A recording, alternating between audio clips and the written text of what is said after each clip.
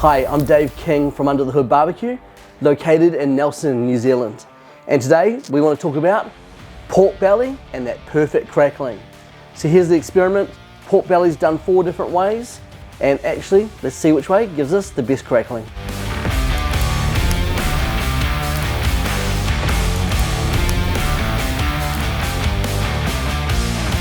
So as legend has it, there is only one way to get the perfect crackling while you're barbecuing. Well, that is to say that every man's version is their only right way of doing it. So I'm going to take 4 different methodologies, and let's face it, there's probably dozens of them, but let's figure out 4 different ways to get the perfect crackling. So here we go. Pork belly number 1, I'm going to put this in the fridge uncovered for 4 days, no salt on it whatsoever. Number 2, I'm going to put a salt on this without any oil 24 hours before the first cook, and the idea is we want to actually dry that rind out using salt. These other 2 I'm going to leave wrapped up inside their bag and pull them out on the day of cooking only. This one here, I'm going to pour boiling hot water all the way over this just to see whether or not that's going to puff and dry out our rind before we cook it. And the one over here, we're going to simply cook, and then we're going to pour boiling oil over that, really hot oil over that at the very end of the cook to see if that's going to help give it the magic treatment. But as for these 4 pork bellies, we're going to get them prepped in the different ways, and then we're going to oil them and salt them and get them under the hood. So let's start off by drying out pork belly number 1. Okay, so pork belly number 1, the idea is we want to just dry out this rind. So what we're going to do, we're going to put it on this trivet system above the silver tray, and that's so that we can get air all the way around it. Remember, no salt. Now, this is the Saturday. I'm going to record on Tuesday next week, so we're going to give it 4 days dried out. I have dried that right down with a paper towel. So let's take it in here, pop it in, and let's close that door. Good to go. So this is the second pork belly. This is now Monday, so 24 hours before our cook. And I'm going to take this out some fine sea salts, no oil. And this has literally been in a bag, wrapped up, nothing else but fine sea salt, really heaps of it on there.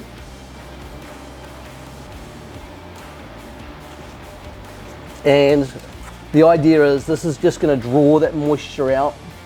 And the reason why I'm trying this way is because a lot of you won't have 4 days to dry the pork belly. So 24 hours, let's take it. And let's pop this one on the same rack and let that breathe and let it dry out.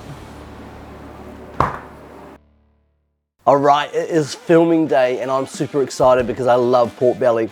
So what we've done is we've prepped up our porks, and this is all about the prep process. We're going to cook them exactly the same. So let's take a look at each one of our pork bellies. So pork belly number 1 is the one we've had uncovered in the fridge for 4 days, no salt. And you can see there that the rind is perfectly dry, looking really good. The other one we just salted yesterday for 24 hours, and you see that all that salt's actually gone. I haven't wiped that off, but it's just literally drawn all the moisture out of that. Now these 2 are exactly the same, come straight out of the pack today. And the reason that we've got these ones here like this is because most people will probably just buy a pork belly and try and cook it on the same day straight out of the pack. So it's actually wet as anything. So to help our process, this one here we're going to pour boiling hot water on very shortly before we put it on. And this one over here we're going to put hot oil on it after the cook and see how that crackling comes out. So let's prep these up, ready to put under the hood. So what we're going to do is we're going to pour boiling hot water over that rind. And the theory of this is that the boiling water is going to help cure that skin and take away all that moisture. So it should actually give us a nice crackling theoretically. But we're going to see today what actually happens. And I'm going to dry that off and oil that up and salt it up. All right, now I'm going to treat all these pork bellies exactly the same, using the good oil. The reason why we use the good oil, which is a cold pressed rapeseed oil, is it's got a high smoke point, which means we're not going to get an acrid smoke. This is an interesting one. The one that we just poured boiling water on is actually open up, and it's a different color already. I don't know if you can see that, but I can see a very big difference, I should say, on each of these pork bellies. So I'm just giving them a good amount of oil, because to get good pork belly And to get good crackling, you need three things. You need oil, salt, and heat. So there we go. And what I'm going to do now is I'm going to take my fine sea salt and I'm going to give that a heavy seasoning. Now some of you guys will be telling me to put less of this on, but trust me, with the smoke process, it's going to break down really nicely. Just make sure that's all the way over.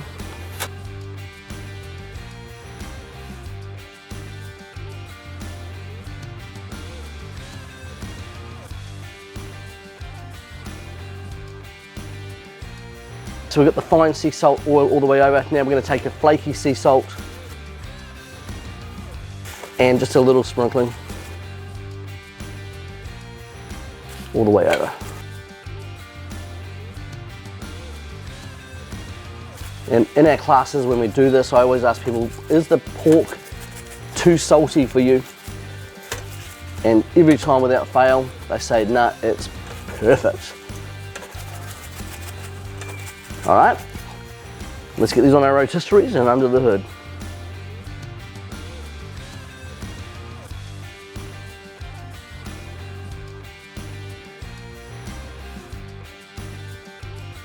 Okay, so here we are. This is the setup. We've got a basket either side. We've got them on the rotisserie. This one up here was the one that we salted overnight. This one here was the one that we left in the fridge for 4 days unsalted. Over the back here, this is the one that we've done with the boiling water. You can see the different color in the skin. And this one here is the one that we just literally got out of the packet and just salted. Last thing we have to do, grab a chunk of wood. I'm using feijoa. Just gonna pop it in there. And then get this lot under the hood. Okay, so this is the exciting part. We did all the prep. They're all on under the hood, just doing their thing. So let's just talk about a couple of things. Number one, you saw the setup that we've done just before. We've got a charcoal basket either side with a water tray in the middle to catch the fat. And what we've done is we've used the Samba cocoa shots. Now, for full disclosure, we are a Sambassador. We do endorse the brand, but it's with good purpose that we do that. Now, we use the cocoa shot briquette rather than the lump charcoal because it burns hot, it burns fast, but it also burns controlled. But that's just our preference. If you want to use lump charcoal, you absolutely just go for it. But as for right now, what I'm expecting to see is good crackling, I think, on all of them. I think probably the one that we salted last night, or the one even more so that we left in the fridge for about 4 days, I think that's going to give us our best result. Having said that, I was quite excited to see what the Ryan did before when we poured the boiling water all over that pork belly, and I'm really excited to see how that turns out. But in particular, I think that when we get the hot oil for the other one that's literally come out of the pack today and had no special treatment other than the oil and the salt, I think that's likely to puff. I'm hoping to see that give us a totally different type of crackling. But hey, for now, let's let it cook under the hood and let's go and have a coffee. All right, let's talk about something really important, your temperature of your barbecue. If you take a little look in here, we're running just shy of 250 degrees Celsius or just shy of 500 degrees Fahrenheit. And when you first get it in, you want that crackling to set. So you want it as hot as you can possibly get it, and then naturally that's gonna come down. So my bottom vents are open, my top vents are open, and I'm just allowing all that air to get in there. So hot up front, and then after the crackling set, just let it just kind of come down and let that pork cook up absolutely perfectly.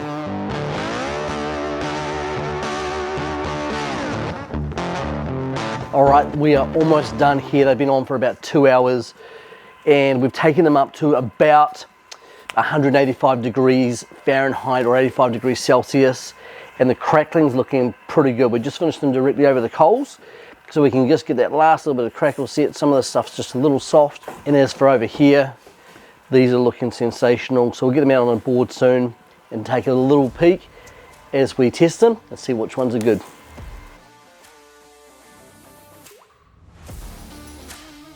All right, here we go. 4 pork bellies, all done. And I've got a problem now because they all look outstanding. And I don't know if you can hear this, but they're all crackled up absolutely amazingly. So what I'm going to do is I'm going to use my hot oil for this guy over here see how that comes up, and then we're gonna slice them open and we're gonna analyze what are they like. All right, let's take some hot oil and let's pour that over. I've never done this process before, so this is the first time I'm trying this.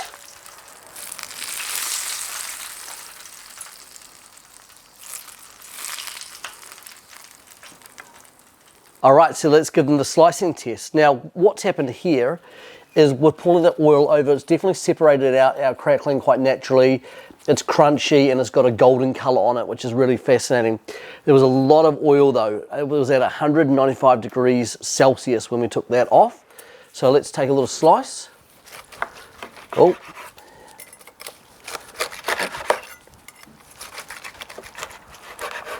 Look at that. So the pork belly itself looks outstanding.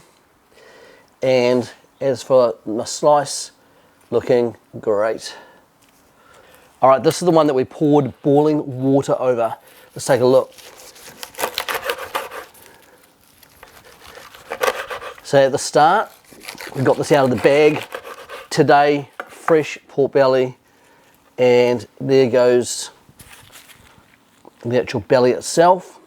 Looking nice, and a couple of slices, and that crackling is looking on point as well, so pretty darn good. This is the one that we salted overnight. It's crunching really nicely. There goes our pork belly on the inside. Look at that, nice and juicy. It's looking pretty good. And this is the last one. We've had this in the fridge for 4 days. And I've got to tell you, just right from the word go of cutting it, it feels like the most consistent pork that we've got. Nice inside, beautiful crackling, and looking bang on point at the moment. We'll give these a bit of a taste test in a second. All right, so somebody's got to do this. I've got to taste test it. About now, I should be telling you I should have done this in conjunction with my doctor because I'm feeling quite bad about this amount of fat I'm about to consume, but let's check it out. So number one, the one that we did overnight. Let's try the crackling. It cracks perfectly, not too firm. Let's try the pork. Tender, beautiful. This is the one that we salted overnight. So the first one was the one that we did for 4 days in the fridge. Let's try this crackling.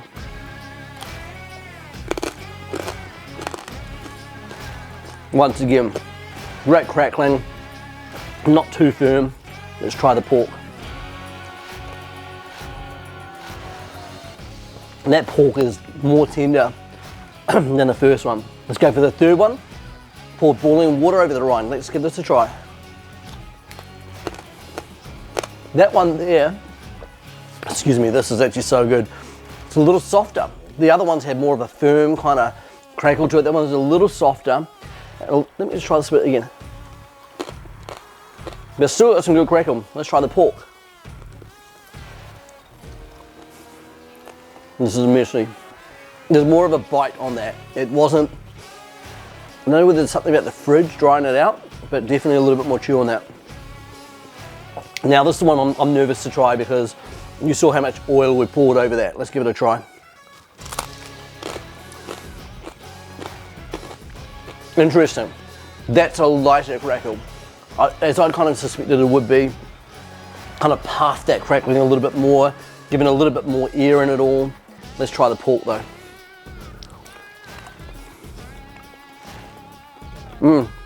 Once again, a little more chew on that because these two we just got out of the packet this morning, and definitely I can taste the fat in that. I can actually taste all that extra fat we poured on it. But as for these now, if I had to give it a winner, I definitely would give it to the two that we've left in the fridge.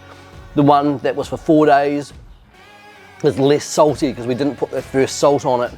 So this actually would be the winner. I'd say that if you could, put it in the fridge. If you've got 4 days, leave it uncovered.